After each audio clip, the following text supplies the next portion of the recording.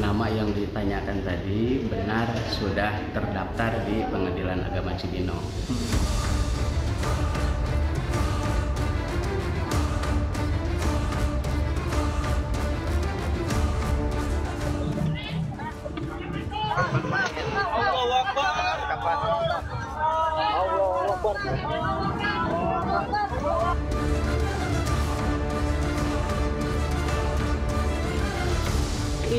Iya, yang terkait sama yang jadi bridesmaidnya mahal ini. Iya.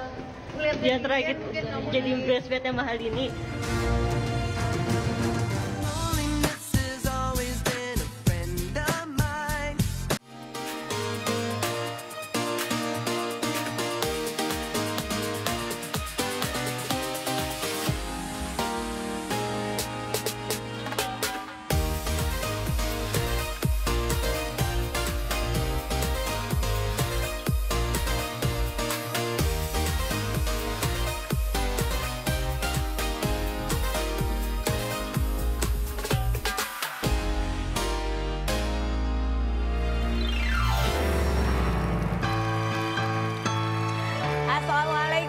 Selamat siang semuanya. Gimana? Semuanya dalam keadaan sehat ya, insya Allah, dan sudah siap di depan layar kaca Anda, karena saya Kak Ros juga sudah siap. Bersama-sama kita akan Rumpi No Secret. Nah, bersama Daniel, Bojok Sana, dan beberapa bintang tamu juga yang sudah hadir hari ini berbagi ceritanya ya. Tapi kita mau jok dulu yuk untuk membahas berita-berita yang hot, yang ramai diperbincangkan, baik itu untuk hal-hal yang datang dari dunia nyata maupun dari dunia maya.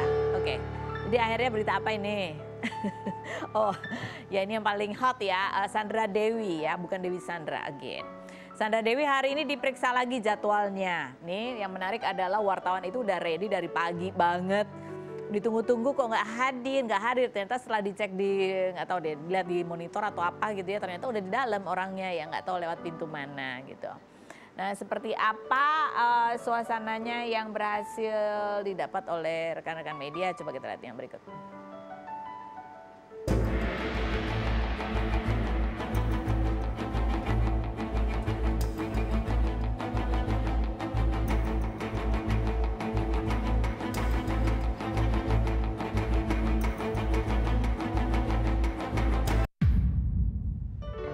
Iya, jadi ini masih menjadi, nggak tahu deh itu statusnya gimana, atau masih diperiksa atau enggak. Pokoknya dari pagi sih, dari jam 8 tadi ya.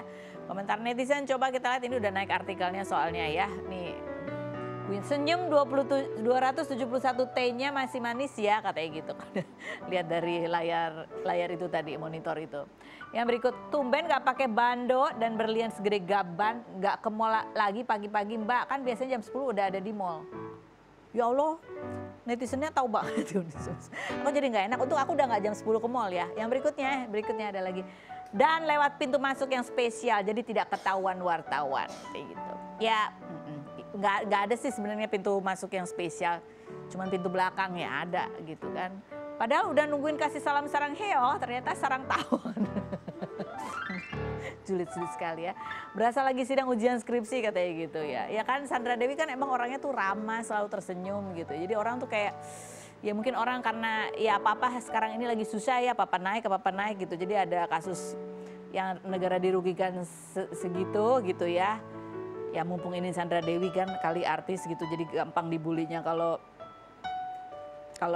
mantan pejabat yang korupsi kan agak bingung ya, karena kan nggak terlalu kenal keluarganya, gitu nggak sih? Iya nggak? Padahal itu juga sama parahnya kan ya, skincare aja dibayarin negara gitu kan? Oke ya.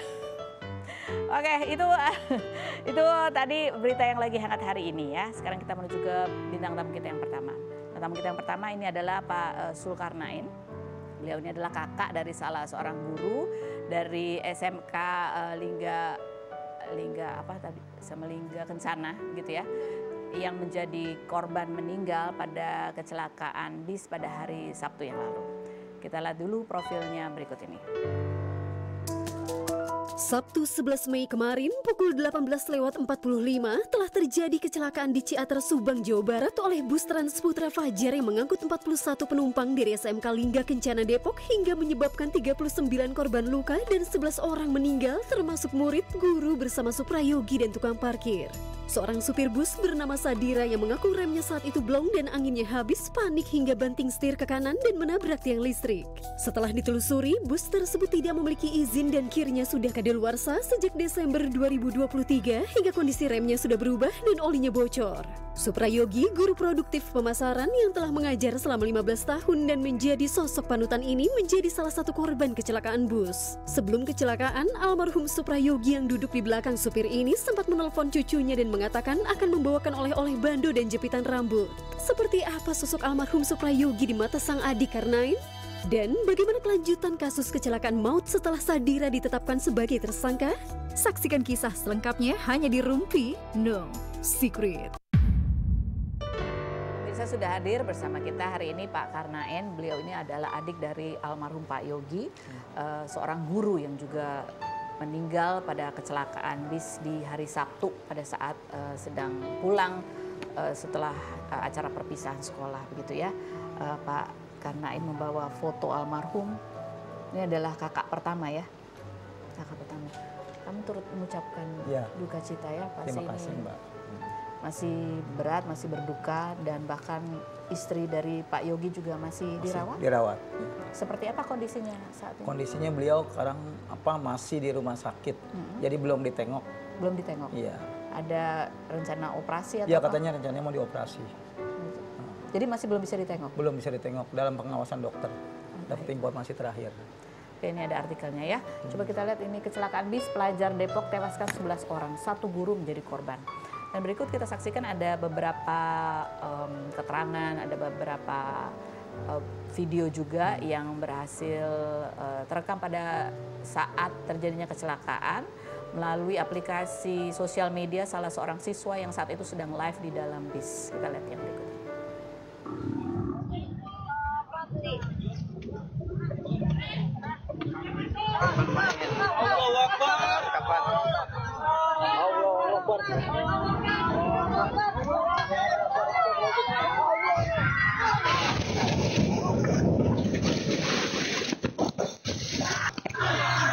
Sumpah guys, gue kecelakaan. Besok siap waktu mau pulang, udah nanti nggak jauh dari turunan Pajun itu, nggak begitu jauh, tapi itu pelan aman. Ada turunan 7 aja, udah di situ tuh udah gitu kayak nggak ada rem, ngomong nggak ada rem belum. Udah semua anak-anak teriak kayak ya cuma istighfar Allah Akbar aja gitu. Nggak lama jatuh kedulin ke kanan. Pak Nain, pada saat kejadian ini kan beritanya kemudian sempat tersebar gitu ya. Tahu pada saat itu Pak Yogi menjadi salah satu korban meninggal, itu dapat dari mana informasinya? Ya, jadi kebenaran malam itu habis sebelum subuh saya dapat kabar dari telepon, katanya kakak saya mengalami kecelakaan. Kita lihat di TV, oh benar kejadiannya. Kita penasaran juga ya, gitu Mbak ya, siapa sih? Ternyata di dalam list itu ada nama kakak saya. Gitu. Jadi korban meninggal di tempat.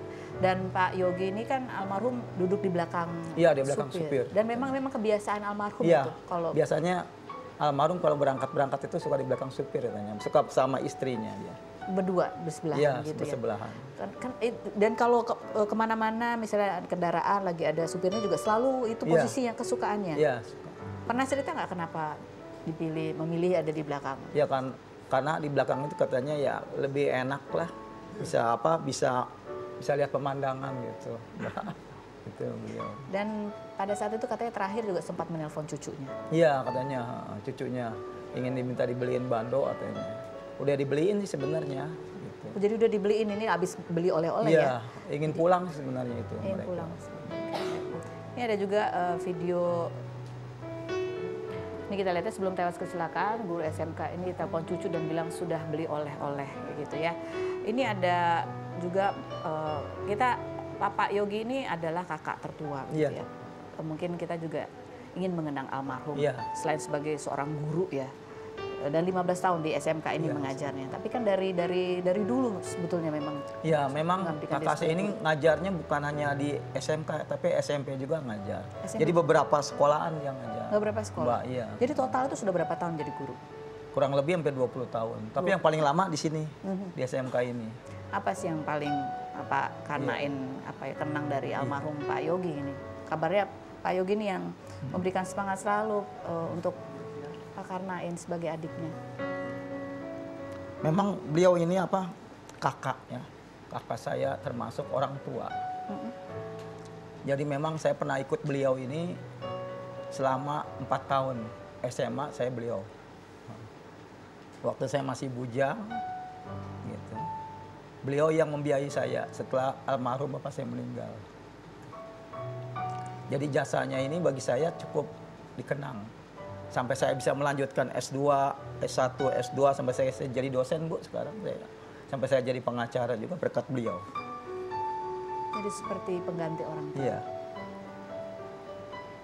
Apa sih yang masih sebenarnya ingin dilakukan oleh almarhum gitu terakhir ketemu? Iya. Memang waktu itu pas Lebaran 2024, saya kebenaran belum datang. Ya beliau ini kebenaran adik saya udah datang duluan ke Depok. Saya masih di Cianjur. Beliau ini sempat menanyakan saya ingin ketemu adik-adiknya. Adik-adiknya kangen katanya gitu ya. Adik saya menyampaikan setelah datang ke rumah kakak saya. Ke rumah saya dia main menyampaikan, saya bilang sama kakak saya entarlah kalau waktunya entar udah habis lebaran saya akan nengok. Pikiran Jadi sudah sempat bertemu sesudah lebaran itu? Belum, malah saya cuma ngasih WA aja. Ngucapin minal aijin wal faizin. Ini terakhir bertemu secara fisik? Iya. Kapan? Belum. Tahun ini belum? Belum. Saya targetnya habis lebaran, pikiran saya mau dijemput, nginep di Cipanas. Pikiran saya dibalikin lagi gitu. Tapi ya mungkin Allah berkehendak lain kali, Mbak. Saya harus bertemu dengan kondisi sekarang ini. Almarhum ini juga dikenal sebagai guru yang sabar begitu ya. Bahkan nih katanya juga karena kesabarannya gitu pernah dapat penghargaan juga dari sekolah sebagai guru yang tersabar. Iya. Saya pernah lihat di WA beliau di Facebook juga. Beliau ini pernah mendapat piagam guru tersabar di sekolahan tersebut. Suprayogi, guru SMK Lingga Kencana yang tewas dalam kecelakaan, dikenal perhatian dan profesional. Ini pada saat pemakaman almarhum ada banyak murid-murid. Banyak, itu cukup banyak. Seperti apa suasananya pada saat itu? Suasana cukup ramai ya, jadi banyak siswa-siswa ini kehilangan beliau. Itu cukup ramai, Mbak, ramai sekali. Saya menyaksikan juga. Tanda almarhum ini betul-betul dicintai oleh murid-muridnya. Iya. Okay. Nah ini kan di seputar kecelakaan bis ini kemarin juga banyak sekali tentunya orang tua korban yang atau orang tua semua murid yang ikut dalam kecelakaan itu yang merasa ada banyak kejanggalan gitu ya, dan merasa bahwa harus ada yang bertanggung jawab gitu ya. Kita lihat beberapa cuplikan keresahan dari pihak orang tua korban berikut ini.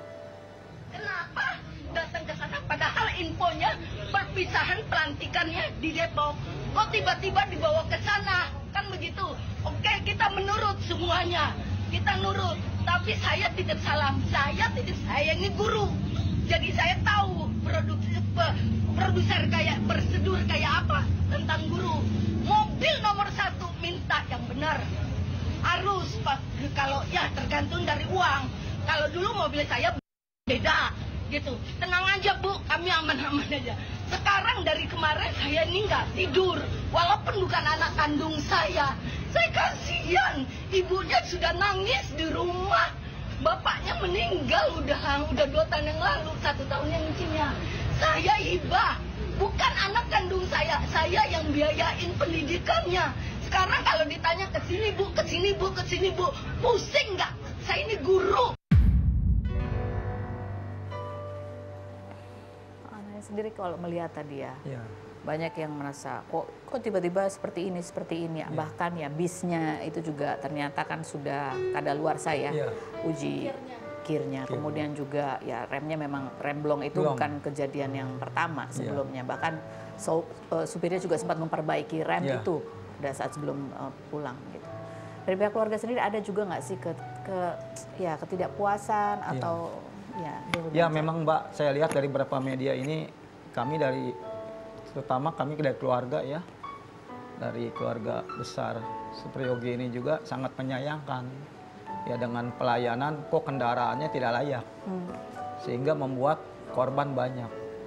Jadi ini di sini harus tanggung jawab bukan hanya supir, tapi perusahaan oto juga mobil tersebut harus tanggung jawab, saya kira.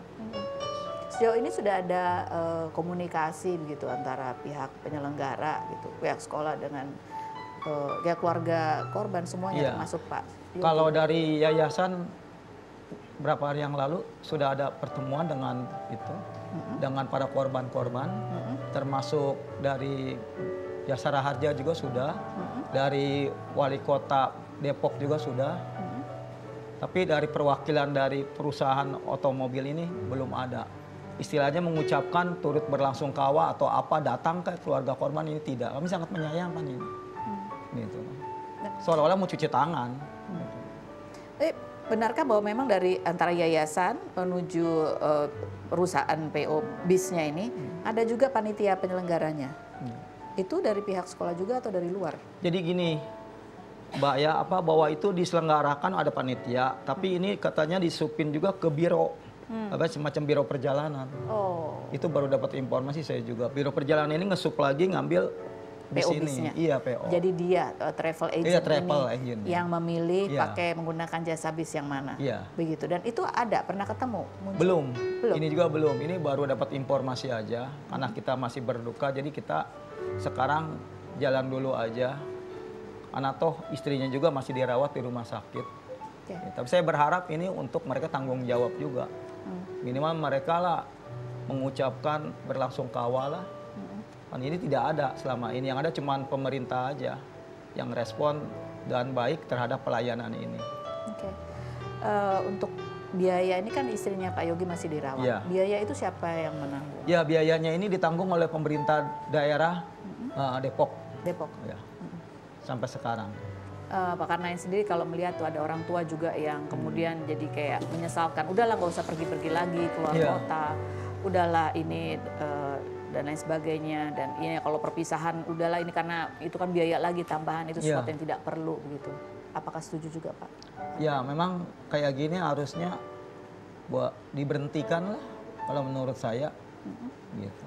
Karena satu ya tidak efektif, kedua andai kata memang pun harus tur, udahlah sekeliling daerahnya aja gitu.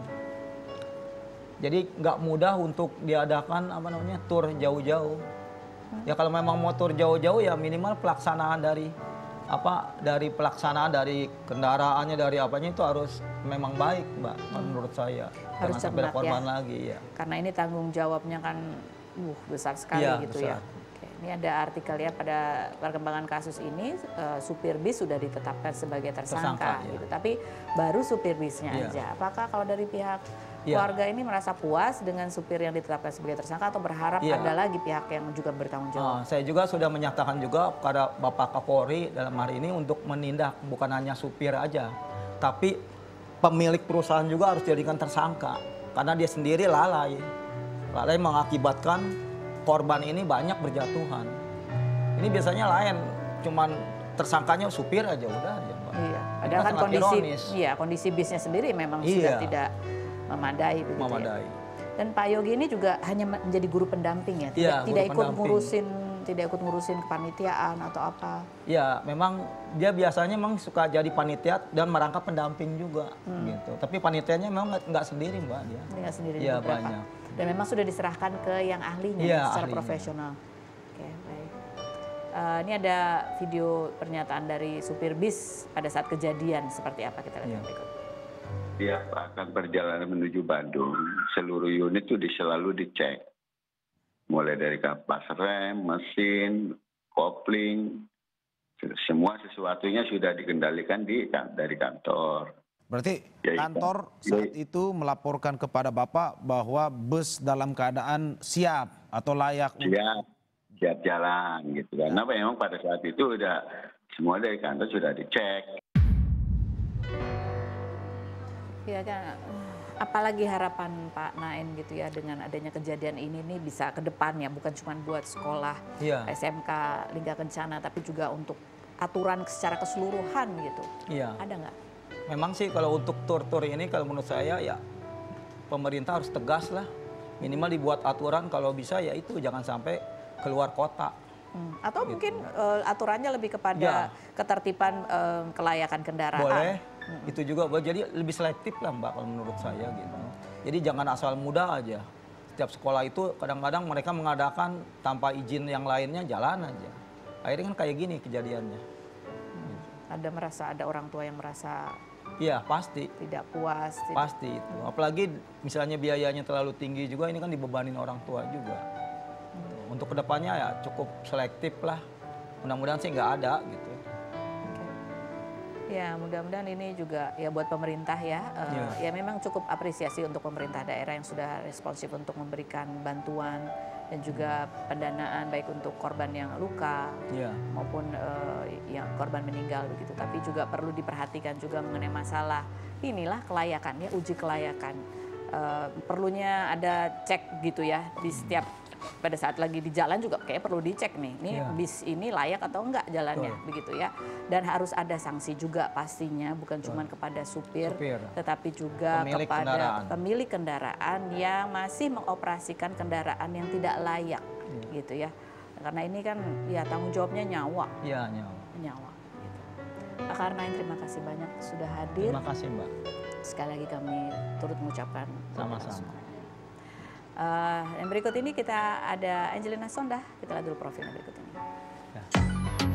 Angelina Sondah, artis sekaligus model kelahiran 1977 yang mengawali karirnya sebagai Putri Indonesia tahun 2001 dan pernah terjun ke dunia politik ini Maret 2022 lalu bebas dari tahanan setelah ditahan selama 10 tahun akibat kasus korupsi. Perempuan yang pernah menikah dengan mendiang Aji Mas Said pada 2009 dan dikaruniai 1 anak ini kerap membuat konten dakwah hingga menjual kue menjelang lebaran di mana omsetnya disebut lebih banyak dari gaji anggota DPR. Anak sambungnya Aliyah Mas Said yang merupakan kekasih Thoriq Halilintar ini kerap dihujat netizen karena dibandingkan dengan Fuji. 10 Mei kemarin, Aliyah yang menjadi bridesmaid dalam pernikahan Mahalini dan Rizky Febian ini menuai banyak pertanyaan karena bukan berasal dari ajang kontes menyanyi. Seolah memberikan dukungan kepada sahabatnya Mahalini sampai menutup kolom komentar saat memposting foto berdua hingga menulis komentar makin dinaikkan derajatnya. Seperti apa tanggapan Angelina Sondah terhadap komentar netizen yang terus menyudutkan Aliyah? Saksikan kisah selengkapnya hanya di Rumpi No Secret. Baik, kita sudah bersama dengan Angelina Sondah. Halo Ibu. Aduh, Masya Allah makin glowing ya. Alhamdulillah. Baik, ini kita undang spesial karena kita mau nanya nih kemarin ya soal Ali ya. Aduh.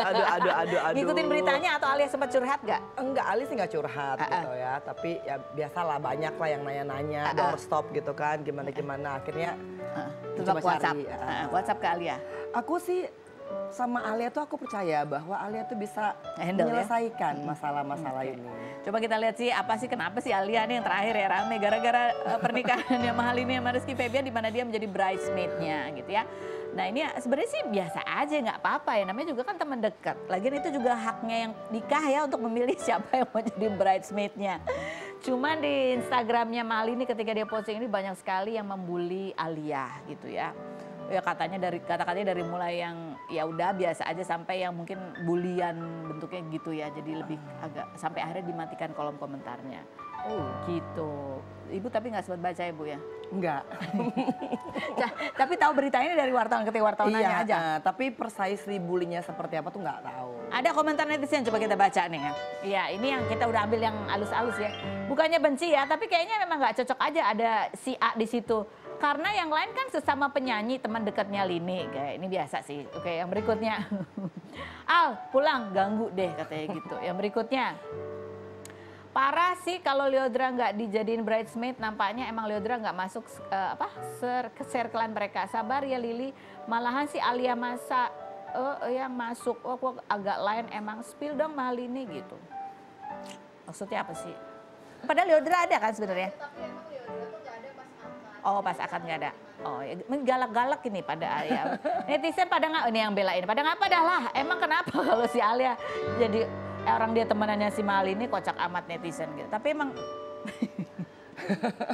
nih sebagian doang ya aku bacain. Iya loh ya. Gimana?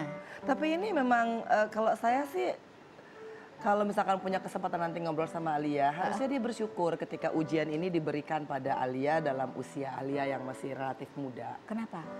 Agar supaya mentalnya terbangun untuk menghadapi gelombang-gelombang kehidupan lainnya. Karena ini kan masih termasuk kecil. Betul. Dan apapun, mudah-mudahan Alia tidak mengambil keputusan hanya karena ingin mengomentari atau ingin menyenangkan netizen. Iya. Ini ngomong-ngomong soal mental Alia gitu ya. Alia ini kan, ya bapak ibunya gitu kan, itu adalah sosok-sosok yang terkenal. Ya, ibu sambungnya juga terkenal. Masya gitu Allah. Ya. Dan sudah dari kecil dia kayaknya berada di pusaran pemberitaan. Apa pendapat kamu tentang dia sebagai seorang pribadi Alia tumbuh dengan ya tantangan-tantangannya seperti itu? Selain berikut ini jangan kemana-mana, tetap di Rumpi.